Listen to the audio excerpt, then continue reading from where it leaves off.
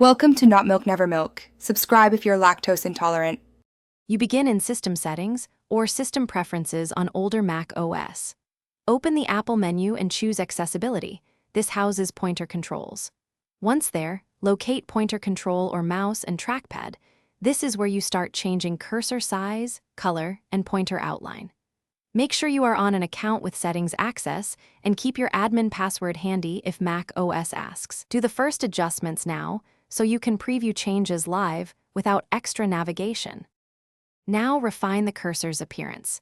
Move the size slider to a comfortable level while watching the pointer on screen. You can enable pointer outline, increase contrast, or turn on shake to locate so it enlarges when you move the mouse quickly. If you need color changes not offered natively, install a trusted third-party tool and follow its install flow. Make sure to allow accessibility permissions for that app. Test each change immediately so you know why a setting helps your workflow. Finish by closing settings.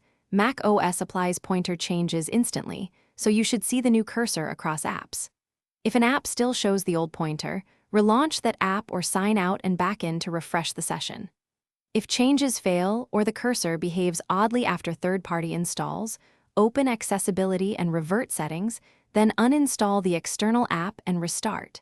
If problems persist, update Mac OS and try again. This resolves compatibility issues in most.